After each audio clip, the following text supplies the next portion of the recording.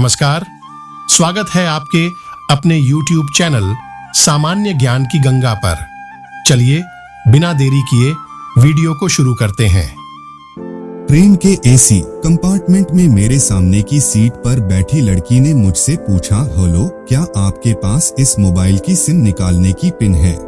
उसने अपने बैग से एक फोन निकाला। वह नया सिम कार्ड उसमें डालना चाहती थी, लेकिन सिम स्लॉट खोलने के लिए पिन की जरूरत पड़ती है, जो उसके पास नहीं थी। मैंने हाँ में गर्दन हिलाई और अपने क्रॉस बैग से पिन निकालकर लड़की को दे दी। लड़की ने थैंक्स कहते हुए पिन ले ली और सिम डालकर पिन मुझे वापस कर दी। थोड़ी देर बाद वो फिर से इधर उधर ताकने लगी। मुझसे रहा नहीं गया। मैंने पूछ लिया, कोई परेशानी? वो बोली, सिम स्टार्ट नहीं हो रही है। मैंने मोबाइल मांगा, उसने दिया। मैंने उसे कहा कि सिम अभी एक्टिवेट नहीं हुई है, थोड़ी देर में हो जाएगी। एक्टिव होने के बाद आईडी वेरिफिकेशन होगा, उसके बाद आप इसे इस्तेमाल कर सकेंगी। लड़की ने पूछा, आईडी वेरिफिकेशन क्यों? मैंने कहा, आजकल सिम वेरिफिकेशन के बाद एक्टिव होती है। जिस नाम से ये सिम उठाई गई है उसका ब्यौरा पूछा जाएगा, बता देना। लड़की बुदबुदाई, ओह। मैंने दिलासा देते हुए कहा, इसमें कोई परेशानी की कोई बात नहीं। वो अपने एक हाथ से दूसरा हाथ दबाती रही, मानो किसी परेशानी में हो। मैंने फिर विनम्रता से कहा, आपको कहीं कॉल करना हो तो मेरा मोबाइल इस्तेमाल कर लीजिए। लड़की ने कहा, जी फिलहाल नहीं, थैंक्स, लेकिन ये सिम किस नाम से खरीदी गई है मुझे नहीं पता। मैंने कहा, एक बार एक्टिव होने दीजिए, जिसने आपको सिम दी है उसी के नाम की होगी। उसने कहा, ओके, कोशिश करते हैं। मैंने पूछा, आपका स्टेशन कहाँ है? लड़की ने कहा, दिल्ली। और आप? लड़की ने मुझसे पूछा। मैंने कहा, दिल्ली ही जा रहा हूँ, एक दिन का काम है। आप दिल्ली में रहती हैं या? लड़की बोली, नहीं नहीं, दिल्ली में कोई काम नहीं, ना ही मेरा घर है वहाँ। तो? मैंने उत्सुकतावश पूछा। वो बोली, दरअसल ये दूसरी ट्रेन है जिसमें आज मैं हूँ, और दिल्ली से तीसरी गाड़ी पकड़नी है, फिर हमेशा के लिए आजाद। आजाद? लेकिन किस तरह की कैद से? मुझे फिर जिज्ञासा हुई, किस कैद में थी ये कमसिन अल्हड़ सी लड़की? लड़की बोली, उसी कैद में थी जिसमें हर लड़की होती है, जहां घर वाले कहे शादी कर लो, जब जैसा कहे वैसा करो। मैं घर से भाग चुकी हूँ। मुझे ताज्जुब हुआ, मगर अपने ताज्जुब को छुपाते हुए मैंने हंसते हुए पूछा, अकेली भाग रही हैं आप? आपके साथ कोई नजर नहीं आ रहा? वो बोली, अकेली नहीं, साथ में है कोई। कौन? मेरे प्रश्न खत्म नहीं हो रहे थे। दिल्ली से एक और ट्रेन पकड़ूंगी, फिर अगले स्टेशन पर वो जनाब मिलेंगे, और उसके बाद हम किसी को नहीं मिलेंगे। ओह, तो ये प्यार का मामला है?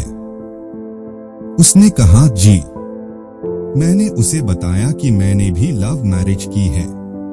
ये बात सुनकर वो खुश हुई, बोली, वाओ, कैसे, कब? लव मैरिज की बात सुनकर वो मुझसे बात करने में रुचि लेने लगी।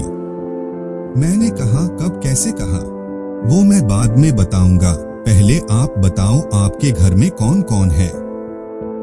उसने होशियारी बरतते हुए कहा, वो मैं आपको क्यों बताऊं? मेरे घर में कोई भी हो सकता है, मेरे पापा माँ, भाई बहन, या हो सकता है भाई ना हो, सिर्फ बहनें हो, या ये भी हो सकता है कि बहनें ना हो और 2 से 4 गुस्सा करने वाले बड़े भाई हो। मतलब मैं आपका नाम भी नहीं पूछ सकता? मैंने काउंटर मारा। वो बोली, कुछ भी नाम हो सकता है मेरा, टीना, मीना, रीना, कुछ भी। बहुत बातूनी लड़की थी वो। थोड़ी इधर उधर की बातें करने के बाद उसने मुझे टॉफी दी, जैसे छोटे बच्चे देते हैं क्लास में। बोली, आज मेरा बर्थडे है।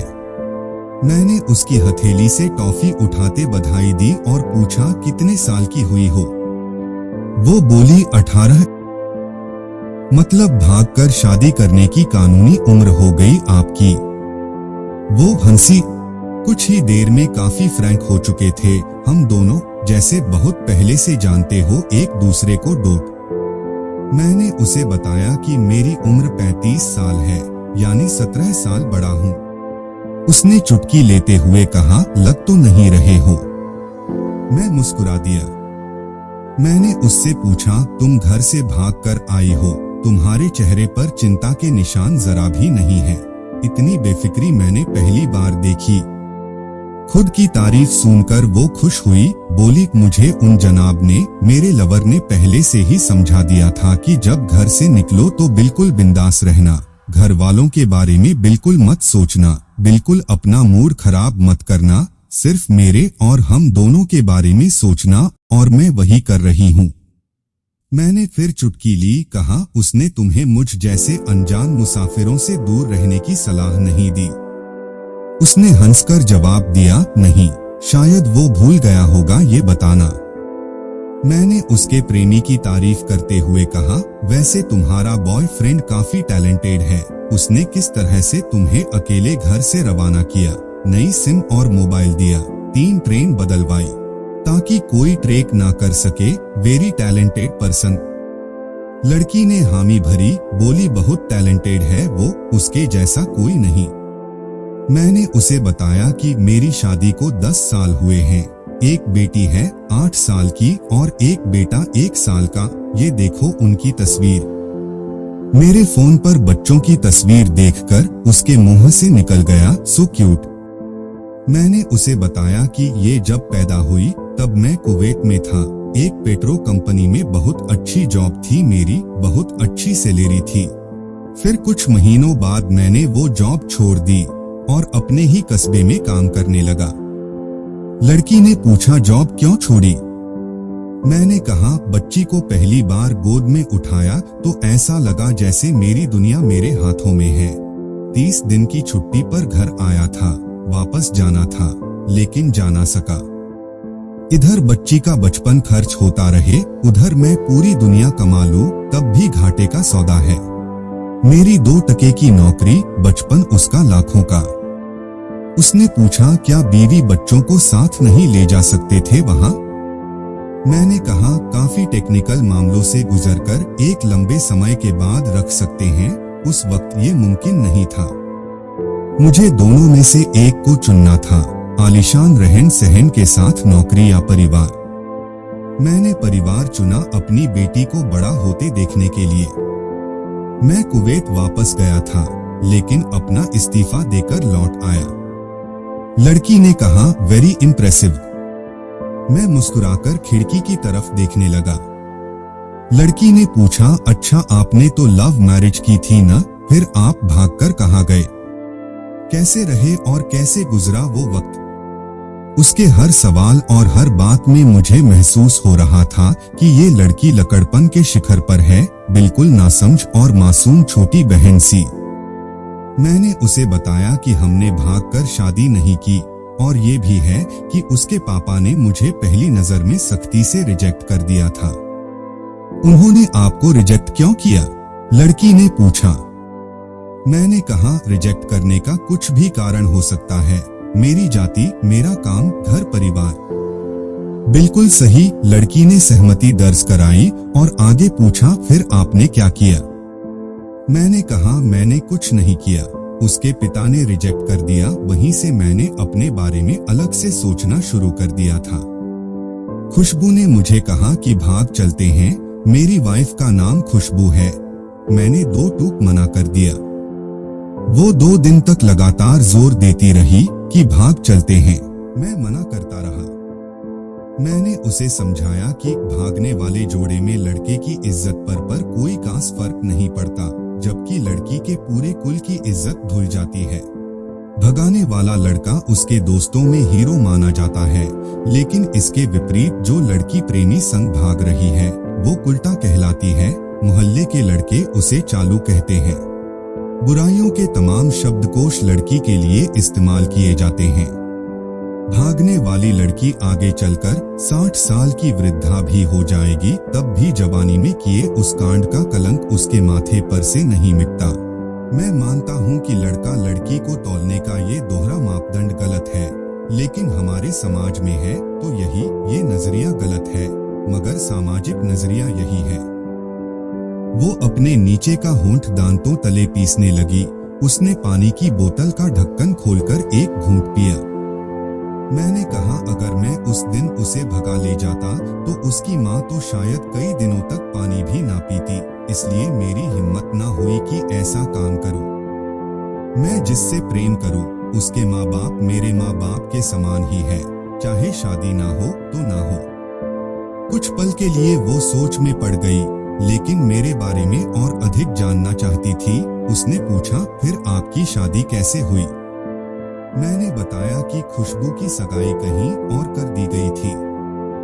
धीरे धीरे सब कुछ नॉर्मल होने लगा था। खुशबू और उसके मंगेतर की बातें भी होने लगी थी फोन पर, लेकिन जैसे जैसे शादी नजदीक आने लगी उन लोगों की डिमांड बढ़ने लगी। डिमांड मतलब? लड़की ने पूछा। डिमांड का एक ही मतलब होता है, दहेज की डिमांड। परिवार में सबको सोने से बने तोहफे दो, दूल्हे को लग्जरी कार चाहिए, सास और ननद को नेकलेस दो, वगैरह वगैरह। बोले हमारे यहाँ रीत है। लड़का भी इस रीत की अदायगी का पक्षधर था। वो सगाई मैंने तुड़वा डाली, इसलिए नहीं कि सिर्फ मेरी शादी उससे हो जाए, बल्कि ऐसे लालची लोगों में खुशबू कभी खुश नहीं रह सकती थी, ना उसका परिवार। फिर किसी तरह घर वालों को समझा बुझाकर मैं फ्रंट पर आ गया और हमारी शादी हो गई। ये सब किस्मत की बात थी। लड़की बोली, चलो अच्छा हुआ आप मिल गए, वरना वो गलत लोगों में फंस जाती। मैंने कहा, जरूरी नहीं कि माता पिता का फैसला हमेशा सही हो, और ये भी जरूरी नहीं कि प्रेमी जोड़े की पसंद सही हो। दोनों में से कोई भी गलत या सही हो सकता है। काम की बात यहाँ ये है कि कौन ज्यादा वफादार है। लड़की ने फिर से पानी का घूंट लिया और मैंने भी। लड़की ने तर्क दिया कि हमारा फैसला गलत हो जाए तो कोई बात नहीं, उन्हें ग्लानि नहीं होनी चाहिए। मैंने कहा, फैसला ऐसा हो जो दोनों का हो, बच्चों और माता पिता दोनों की सहमति, वो सबसे सही है। बुरा मत मानना, मैं कहना चाहूंगा कि तुम्हारा फैसला तुम दोनों का है, जिसमें तुम्हारे पेरेंट्स शामिल नहीं है, ना ही तुम्हें इश्क का असली मतलब पता है अभी। उसने पूछा, क्या है इश्क का सही अर्थ? मैंने कहा, तुम इश्क में हो, तुम अपना सब कुछ छोड़कर चली आई, ये सच्चा इश्क है। तुमने दिमाग पर जोर नहीं दिया, ये इश्क है। फायदा नुकसान नहीं सोचा, ये इश्क है। तुम्हारा दिमाग दुनियादारी के फितूर से बिल्कुल खाली था, उस खाली जगह में इश्क का फितूर भर दिया गया। जिन जनाब ने इश्क को भरा, क्या वो इश्क में नहीं है? यानी तुम जिसके साथ जा रही हो वो इश्क में नहीं, बल्कि होशियारी हीरोगिरी में है। जो इश्क में होता है वो इतनी प्लानिंग नहीं कर पाता है, 3 ट्रेनें नहीं बदलवा पाता है, उसका दिमाग इतना काम ही नहीं कर पाता। कोई कहे मैं आशिक हूँ और वो शातिर भी हो, ये नामुमकिन है। मजनू इश्क में पागल हो गया था, लोग पत्थर मारते थे उसे, इश्क में उसकी पहचान तक मिट गई। उसे दुनिया मजनू के नाम से जानती है, जबकि उसका असली नाम कैस था, जो नहीं इस्तेमाल किया जाता। वो शातिर होता तो कैस से मजनू ना बन पाता।